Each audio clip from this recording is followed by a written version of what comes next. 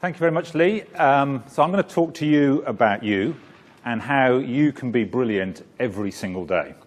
So, big ask. I spent the last 15 years working with some of the best CEOs and executives around the world, and one of my observations is some of them are absolutely fantastic, but the problem is they can't be fantastic every single day. Which reminds me of a story. I was sat on the couch at home watching the TV about 5 years ago, and not that I'm a golfer, but I was watching the British Open, and a very good golfer called Sergio Garcia was playing, and he'd been brilliant all week, dominating the field, and it came to the last round, and he was sort of fantastic. And on the Sunday morning in the front nine, he scored 39 shots. And the previous day, on the Saturday, he'd scored 29 shots on exactly the same holes. So overnight, he'd lost 10 shots on the same hole. So what happened was Padraig Harrington came past him and won the British Open and the Claret Jug.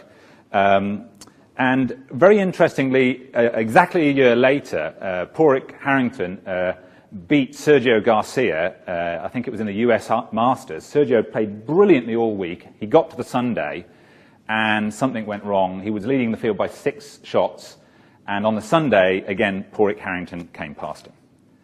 So that was sort of really interesting to me, and Peter Alliss, the famous golf commentator, is watching this and says, "It's a funny old game, golf." As though it's a complete mystery why these things happen, as though there's a complete loss of form. So I'm there shouting at the television. It's no mystery to me. Actually, I know why that happened, and I know why Sergio Garcia, basically between 2007 and 2008, really didn't learn that much, because he made exactly the same mistake in 2008 as he'd made in 2007. So I'm going to share with you the secret about that. Some of the things that we've been teaching executives, bringing in some neuroscience, which is my background, and going to reveal some secrets as to how your system works. So we're going to go through that, and then I'm going to break with TED tradition at the end of the talk, and we're going to have a bit of a live demonstration of something. But I want to just give you the sort of model that we work to that starts to explain why Sergio or anybody may lose performance, or why you may lose performance, and what you need to do to maintain your brilliance every single day. So if we're all after the same goal, we're after improving our performance in some way, or the results in some way, and it doesn't really matter what kind of results we're talking about, whether we're talking about sporting results, whether we're talking about business results, academic performance, relationship performance, sexual performance. I don't know why I'm looking at Simon when I say that, but whatever we're talking about, thank you.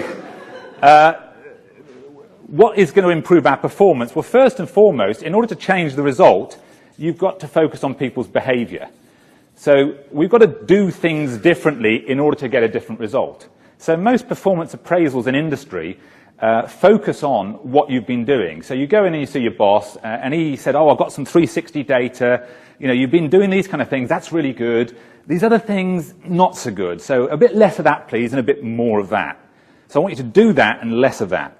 And sometimes that actually works, and then you get a different result. But an awful lot of times, it doesn't make much difference. Or it will only make a difference if the leader stood over that employee, cracking the whip and making sure they do this. So it's necessary but insufficient. And the reason being is that even when people know what to do, sometimes they just don't do it. I know I ought to make another 1,000 calls to 1,000 customers, but you know what? It's Friday afternoon. I'm not going to do that. So it's not enough just to focus on what you can see on the surface, on the behaviors. You've got to really get to grips with what's on the inside of individuals. Why do people do what they do? If you really want to change performance permanently and be brilliant every single day, you've got to get to grips with the inside. So first and foremost, what's actually driving behavior is how people think. So how you think determines what you do. So when I'm coaching a CEO, if he thinks I'm an idiot, he's not going to do what I say. Why would he? Or if he thinks what I'm saying is rubbish, he won't do it. So I've got to get a grip of what he thinks about. In fact, that requires me to ask him some questions, which is a lot more complicated than just observing the behavior.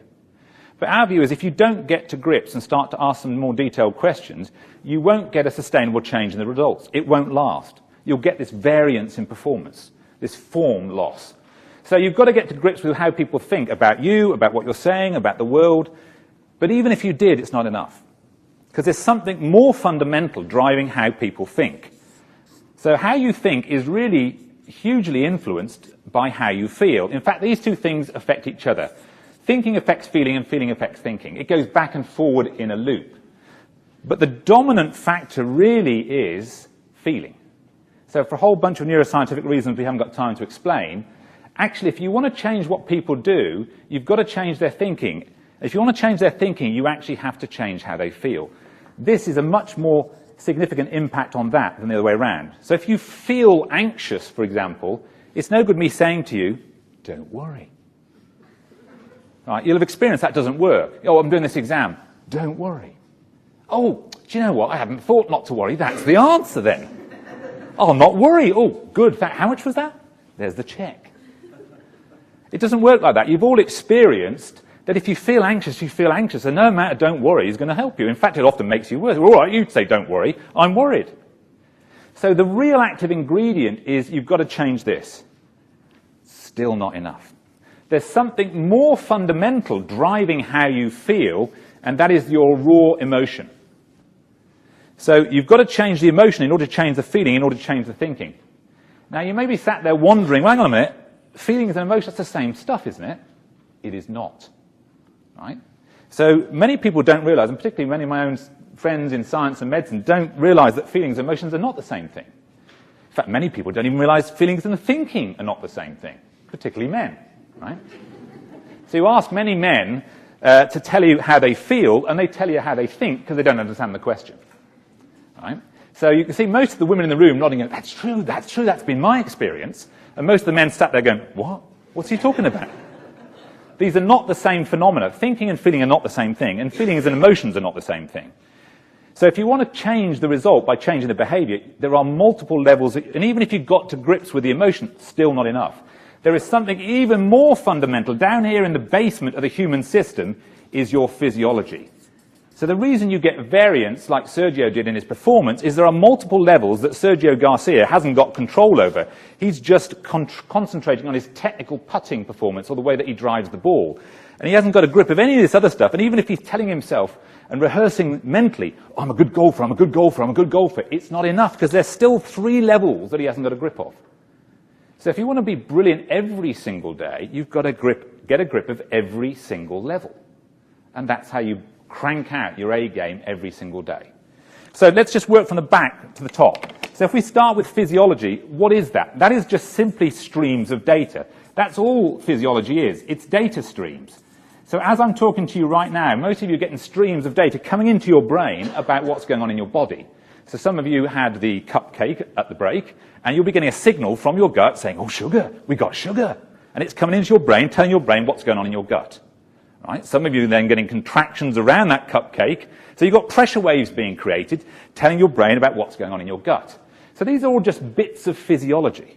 So they're just data streams. As some of you might write or type, you've got joint position sense going up the nerve channels into your brain, telling your brain about where your fingers are. They're just bits of physiology. So it's just streams of data, if you will. So what's an emotion? Well, an emotion, if you take all the streams of data, whether it's coming from your gut or your joints, or your heart, or your lungs, if you take the data from all the streams, all the bodily systems, and it comes into your brain as electrical signals, electromagnetic signals, chemical waves, pressure waves, take all of those signals from all of those systems, that's what an emotion is. It's simply energy, E, in motion. That's all an emotion is. So we all have that, even us fellas. We've all got emotions. Every second of every day, there is an energetic state going through us. Because we're constantly digesting, we're constantly breathing in and out, our heart's constantly beating. It's happening all the time. So we've got energy in motion every single second of every single day. But we may not all have feelings. Feelings are the awareness in our mind of that energy. And that's where the problem is. The energy may be there, but we just don't feel it. So, for example, if you take a very common experience of most people, if we look at what is the energetic signature, if you will, of something like anxiety. So what goes on physiologically when we're in a state of anxiety? If we look at the heart rate, it's fast. The heart's going boom, boom, boom, boom, boom, boom, boom, boom, boom. What else is happening? What's happening in the mouth? The mouth's dry, so you're talking as though you've got cotton wool and you can't get the... That's happening. What's happening in the palms of your hand? They're sweaty. What's happening in the gut? It's churning. These are the specific physiological constituents of that thing that you would know as anxiety. And then I ask you, how do you feel? And you say, all right. So all that data's there, you're just not feeling it. And if you're not feeling it, it's altering what you're thinking and how well you're thinking it, which is changing what you're doing. But you don't realize that because you feel all right. You're not noticing any of that. You're just thinking what you're thinking and doing what you're doing. So what we're saying is that the brilliance every day requires on you to tune in to what's happening down here at the physiological and the emotional level, and not only become aware of that, but get control over it. Because most of you do not have the control at that level. In fact, very few people have got control of any of this stuff on the inside. And even when people have been highly trained on regulating their behavior, even they haven't got that much control over this. So that's the source of your brilliance. If you can get control over the whole thing, you can crank out your A game every single day. So how do you get control? Well, we've first of all got to start with which bit of the physiology. Given that so many different signals, where are we going to start? Well, we're going to start with one specific signal, which is the electrical signal of your heart. So your heart beats. So when your heart beats, ping, ping, ping, ping. If you watch, the medical programs, before it goes beep, which it always does, doesn't it? So the ping is, the heart basically contracts and causes a spike of electricity. And you can measure the distance between each heartbeat. And I don't know whether you know, but the distance between each heartbeat varies over time. So if we look at your heart rate over time, we'll see that your heart rate will vary up and down, like that. And if you go to the doctors, he takes your pulse rate and he says the average is 70. But in taking the average, he's ignoring all the variance, and it's the variance that really matters. Taking the average, you lose all the critical data. That's like listening to Mozart and saying the average is da. Was that Mozart or was it Pearl Jam? Okay, we don't know. So it's the variance, or something that's called heart rate variability, that's key. Heart rate variability key for 3 reasons. Number one, it predicts your death. So if I measure your variability for 24 hours, I can tell you when you're going to die. So now I have your attention.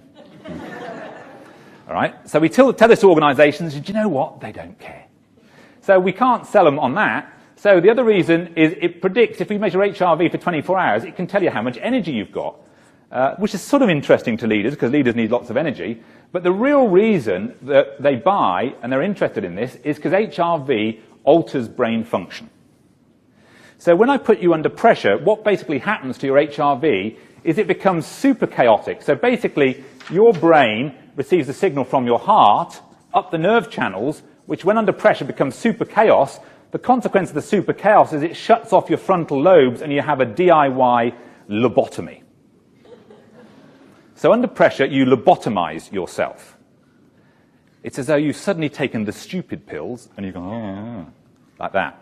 So I thought we'd just show that to you for a live demonstration to show you how easy it is to create chaos in your biology, whether you want it to happen or not. So we need a willing volunteer for this moment. So just come and sit in the chair, and I'm going to show you how to be brilliant by showing you your physiology. So we need a volunteer just to come up, if you would. And all we're going to do is just put a little clip on your earlobe.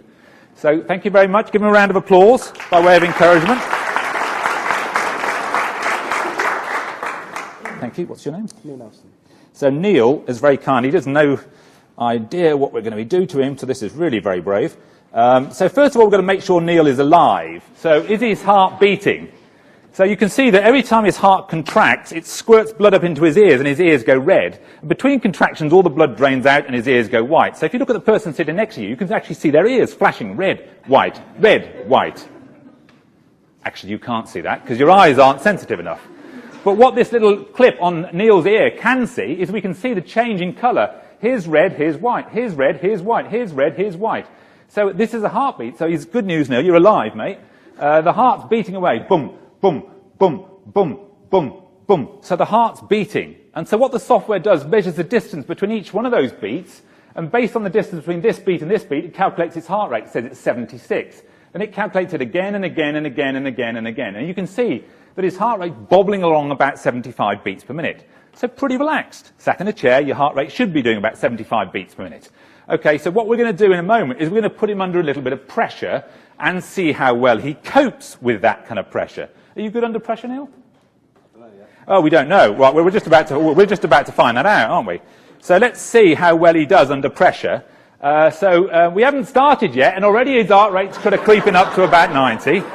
So he said, well, what are we going to do here? We're going to give you some mathematics. How good are you at mathematics? Quite good. Oh, he's quite good. So this will be no trouble, right? So look, he thinks he's quite good, but his heart rate's now...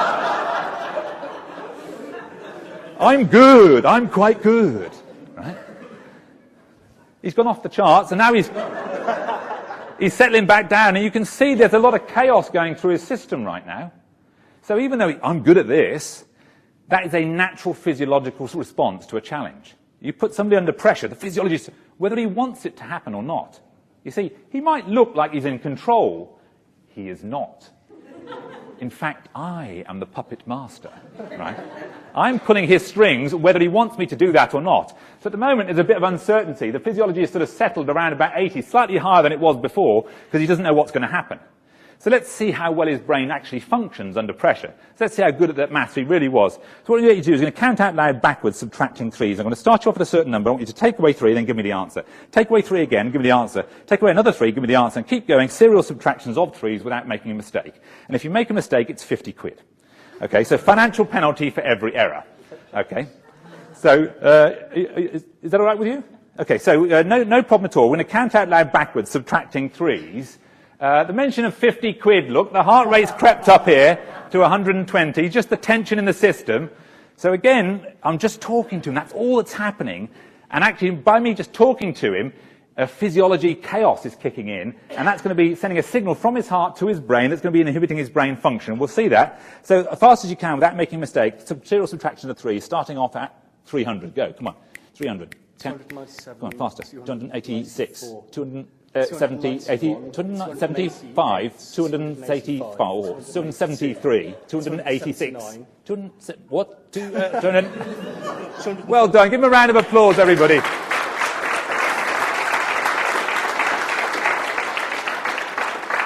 So what you can see is, when I started to feed in the wrong answers, 208, what?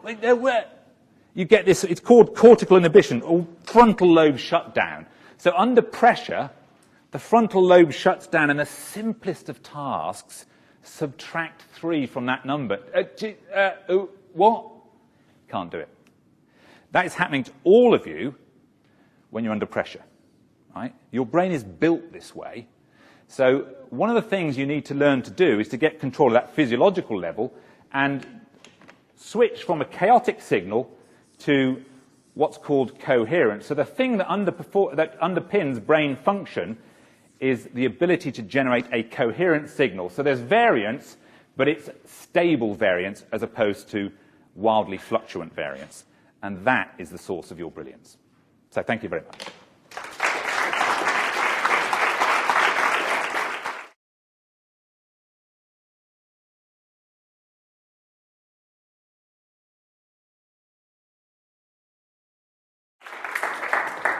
Well, this is kind of nice, isn't it? Because 18 minutes is incredibly difficult to contain what you want to say to 18 minutes. Well, it is for me anyway.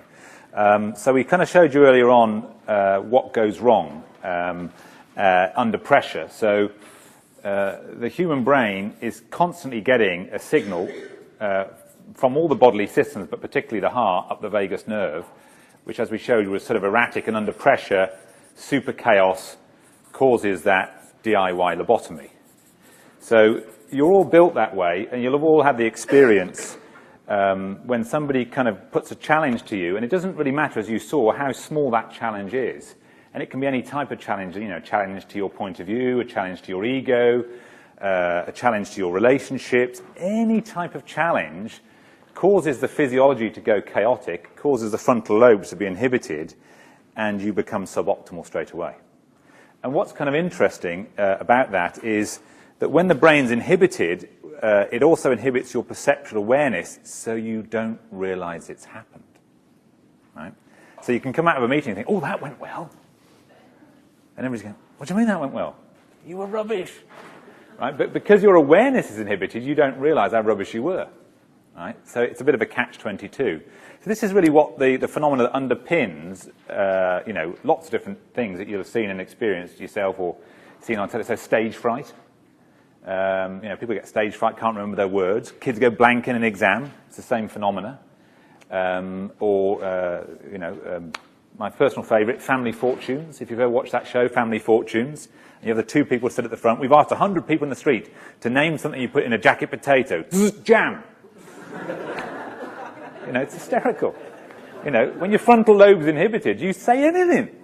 And it's really funny. Anne Robinson, The Weakest Link. She throws you a simple question and then stares at you, and you blurt out any old sort of rubbish. So when you're, up with your boss, even if you might be the nicest boss in the world, if you're feel a little bit under pressure, you suddenly discover you're talking rubbish, right? Sometimes you even have that awareness. You almost sort of see yourself coming out with the most ridiculous nonsense. You think, why is this happening? And it's because you're built that way. The human system is built that way, is that under pressure, physiological chaos, brain shut down. You're designed that way. You think, well, why are we designed that way? And the reason is, the only reason you have anything in your physiology is survival. There are survival advantages to having brain shutdown. Right? And it goes back 200,000 years. So when you were wandering across the prairie, and a big grizzly bear comes out from behind the rock and says, "Ooh, human being, there's my lunch." You don't need clever thinking, right? In fact, if you stood there trying to be clever, is that the brown bear or the lesser spotted grey bear? He will eat you, right? So you need brain shutdown. Your thinking has to become very unsophisticated. In fact, it has to become binary. So you either have fight, flight, or play dead.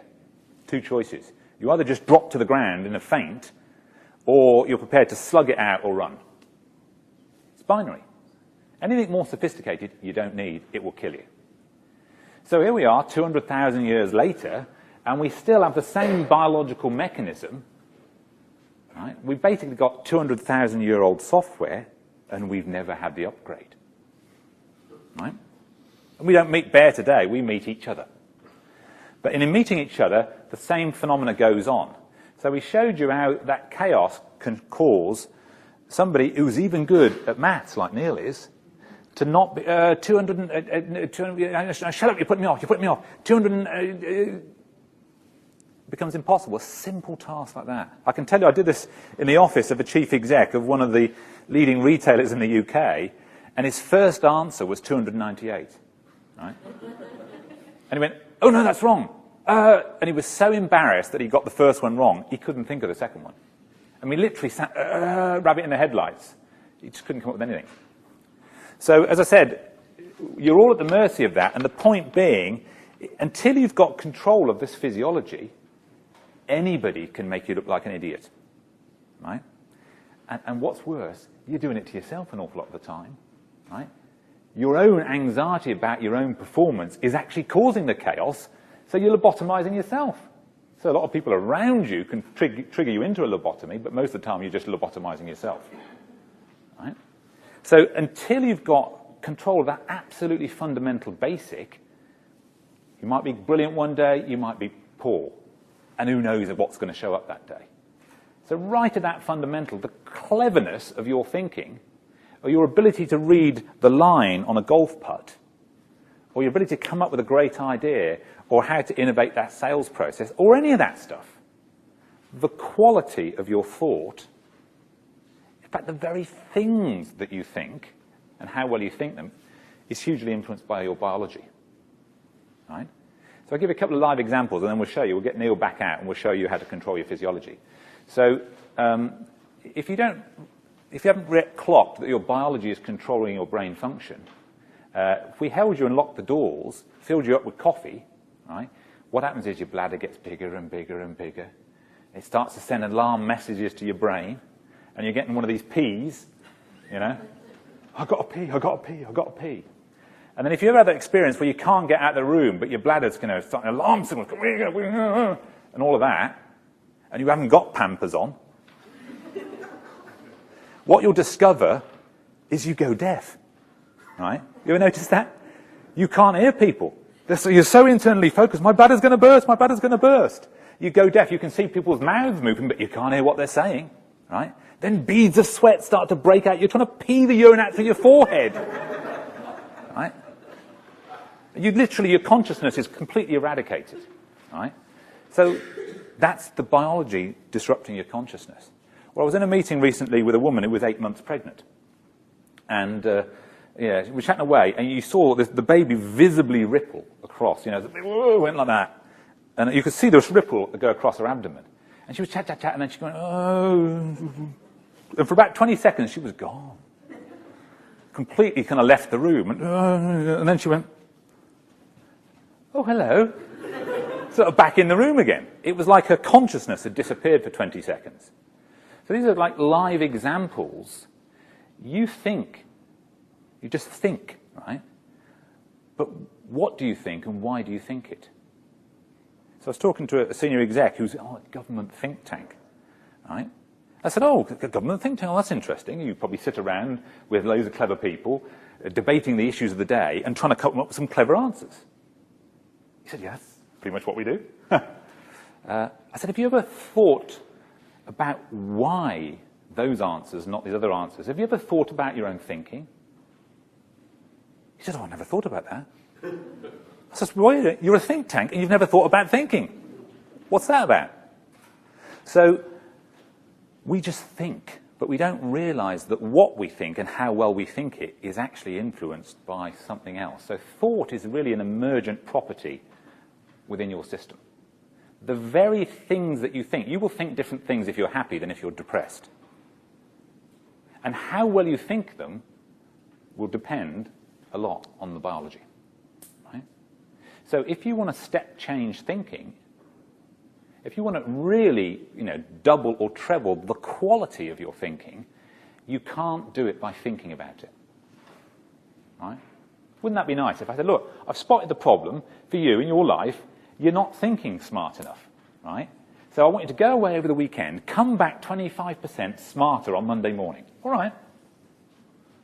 That would be nice, wouldn't it? If you could, I hadn't thought to do that. I'll go away and I'll think about my thinking over the weekend and 25% better on Monday. Here I am.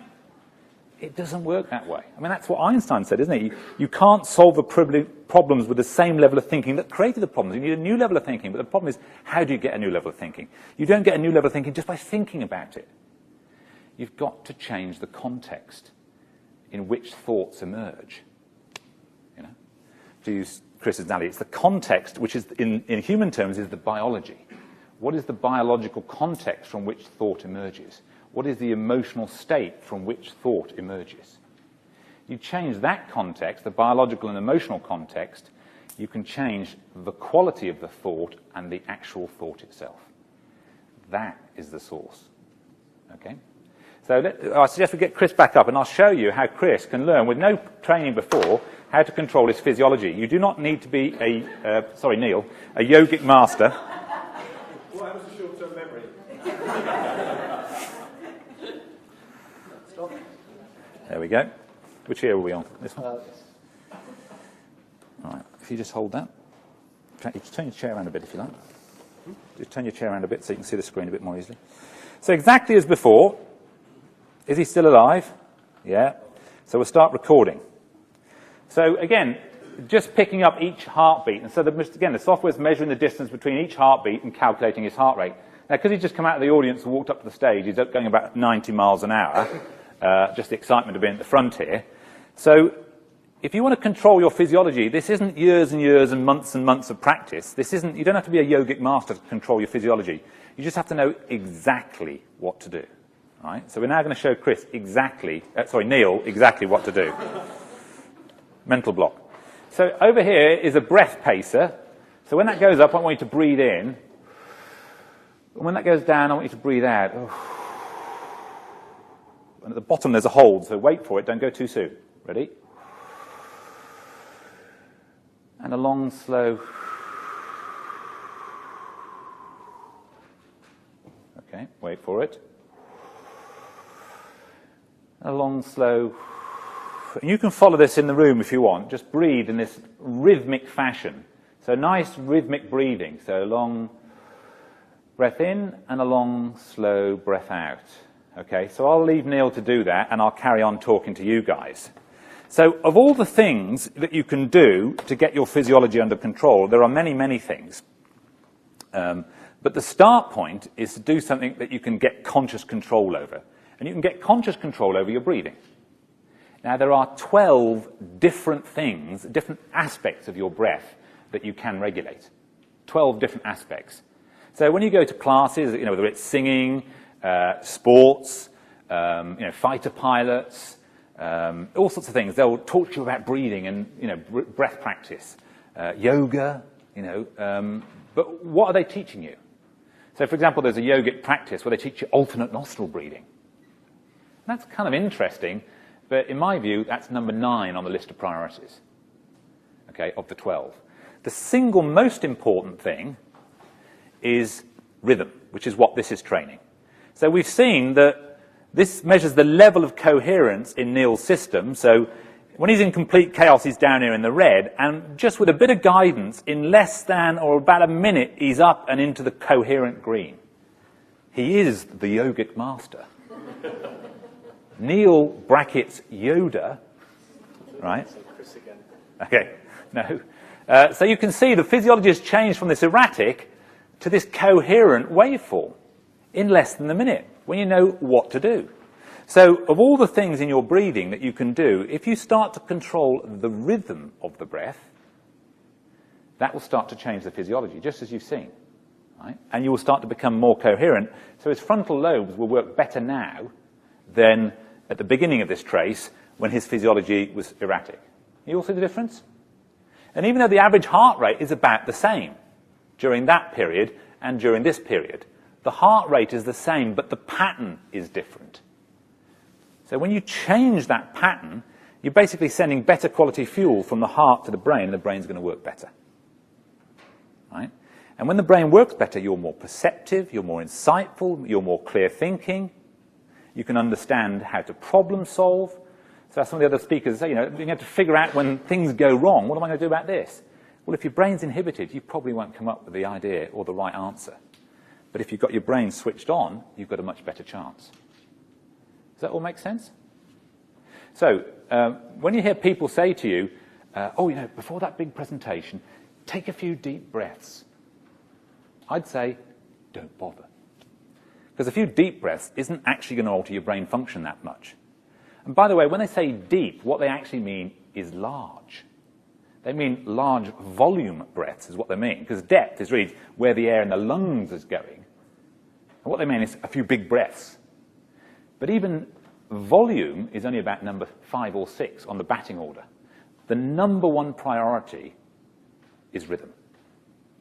Take a few rhythmic breaths, that will start to change your physiology. So you can put this to the test, right? Next time, before you may have to make a difficult phone call, rather than taking a few deep breaths or even a few large breaths, take a few rhythmic breaths. And rhythm really means a fixed ratio of in to out. And it doesn't matter what that ratio is, so long as it's fixed. So this is 4 seconds in, 6 seconds out.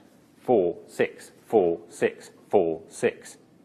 You could do 5, 5, 5, 5, 5, 5, 5, 5, so long as it's fixed. What you don't want is 4, 6, 5, 5, 8, 3, 3, 7, 2, 5. That's erratic breathing, okay? You want a fixed ratio. And then once you've got a rhythmic breath going, the second most important thing is smoothness. Because you can breathe rhythmically but staccato, so you could go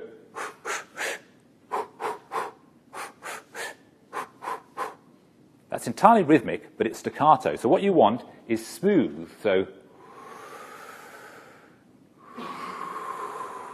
which is a fixed volume per second round the entire cycle, right? So just as we've probably both rowers, and my sport was rowing, that's what they teach you. So how the rowers are going to win us all the gold medals in the Olympics in 147 days, thank you. The first one's in 151 days' time. Okay, 151 days. They'll teach you, when you ever learn to row, blades in the water, blades out the water, in, out, rhythm, right?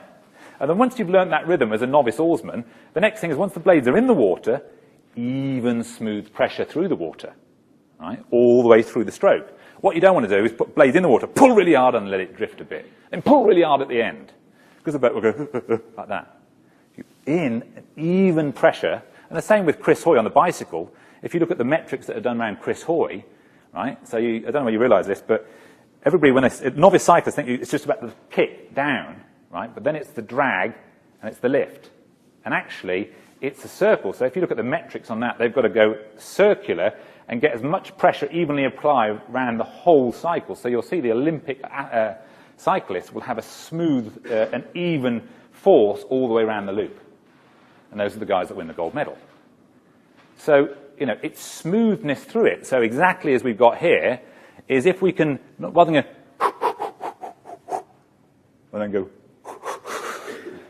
So he might have rhythm, but has he got smoothness? As he gets smoothness better, he becomes more and more coherent. So rhythm and smoothness, exactly as you would cycle, exactly as you would row, gives you the most powerful effect. Does that all make sense? So one other thing, if we've got time, we probably have. I'm just yapping because we don't have lunch till 1 o'clock, so I might as well tell you something.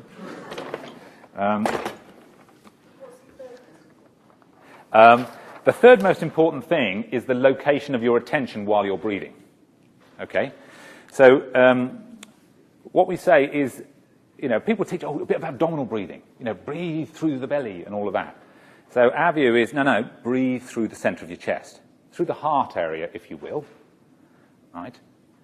3 reasons why we say breathe through here, not breathe through there. Or don't imagine you're sucking the air up through the soles of your feet, or it's coming in through the crown chakra, or whatever. You could do any of that stuff. But where is your attention when you're breathing? We'd say put your attention in the center of your chest. 3 reasons why you put your attention in the center of your chest is, number 1, the heart generates more electrical power than any other part of your system. So even though there are billions of nerve cells up here, right, and only a couple of 100,000 down here, the power output of your heart is 3.5 watts, which is way greater than the power output of your brain. Because what happens in the brain, the electrical charges go in all different directions, it all cancels. Right? But here, you've got something called autocoherence. So the heart has to synchronize in order for it to pump. So electrically speaking, the heart generates 50 times more electrical output than the brain. If you want to record somebody's brain waves, you have to put a clip on their ear, just as Neil's got here, and pick up the heartbeat, and then you have to mathematically remove the heartbeat, because the heartbeat is this big, and the brain beat, or brain wave, is only that big. So the heart's way more powerful electrically. Electromagnetically, the heart generates 5,000 times more energy than the brain.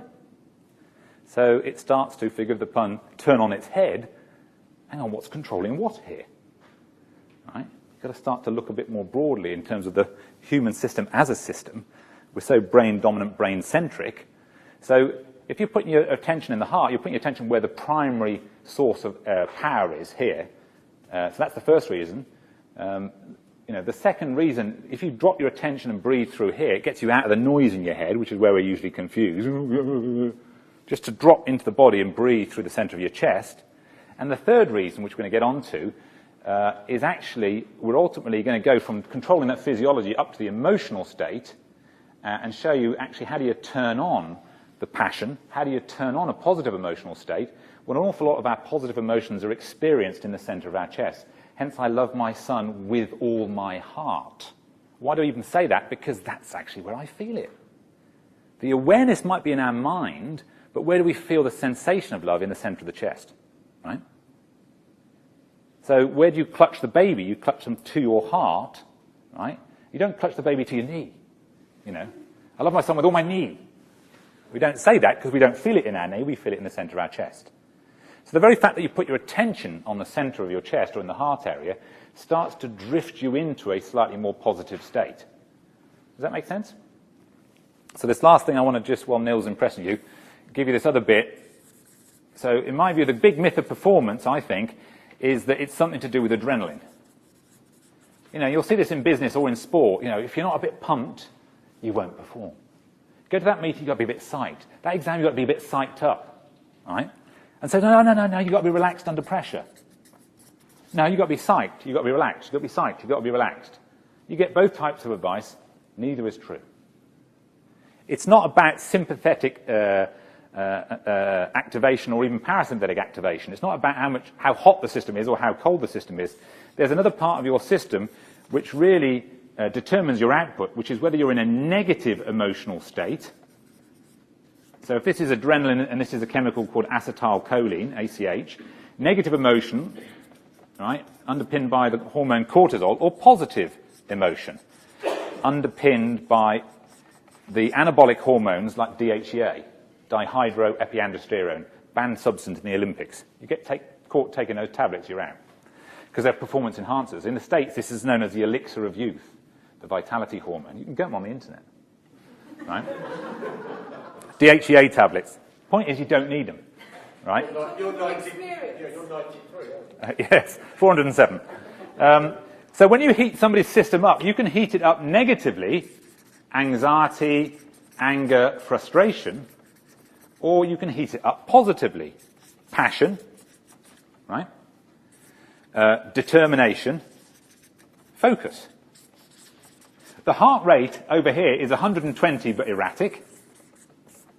The heart rate is 120 over here but coherent. Both of them have the same heart rate. Both of them have the same amount of adrenaline. That will impair your performance, that will enhance your performance. And passion, as we've heard, is the #1 predictor of performance across every aspect of life, including health. If you're passionate about something, you'll do it better. It predicts all types of performance. Similarly, when you cool the system down, relaxation is not necessarily valuable. In fact, I've given lectures to some of my medical colleagues entitled "Relaxation Can Kill You." Right? So that to be sometimes lecture titles. When I can draw the crowd in. Relaxation, and it can, because you can be relaxed and negative. So apathy, boredom, detachment, indifference, all those kind of things. The heart rate is erratic, averaging 50. Now, you can be relaxed and it can be positive, so things like contentment, curiosity, equanimity, those kind of things. Heart rate coherent and 50. So it doesn't really matter whether the heart rate is 50 or 120. What matters is, am I on the left or am I on the right? And so the secret really, if you map most organizations, is you'll see a rightward skew.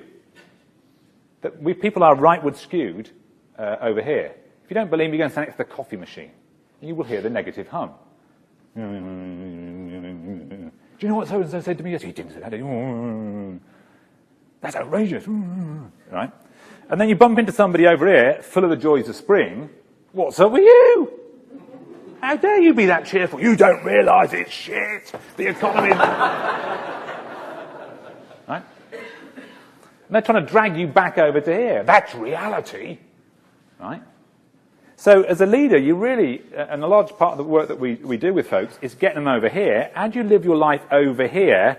So somebody referenced Csikszentmihalyi in the zone, or the state of flow, is about being over here. And how controllable is our emotional performance? To pick up Chris's point, can we live our life over here? Now, as you've seen, most people haven't got control of their behavior, let alone their thinking, let alone their feeling, let alone their emotion or their physiology. So how do you live your life over here? That's where the training comes in. And we've shown in Neil, right, that when we've taught him how to regulate his physiology, right, that's the start point. The regulation of the physiology will at least get you to the midpoint. You at least get to the midpoint with regulating your physiology. So you'll get to this point just through breathing. So if you learn to breathe properly, you'll at least get to the midpoint. How you get over here is you've got to learn to regulate what emotional state you're in. Now, most people have got no control over that. Their emotional state is dependent on everything outside them, not on what's going on the inside. So you've got to learn to train yourself to stay over this side of the thing. But if you take nothing away, at least you can get yourself to the midpoint by learning how to breathe properly. Right? So to help you remember that, think of breathe as an acronym. B stands for breathe, R stands for rhythmically, E stands for evenly, and through the heart every day. So if you breathe rhythmically, evenly, and through the heart every day, you'll at least get to the midpoint. Okay? Thank you. Well done.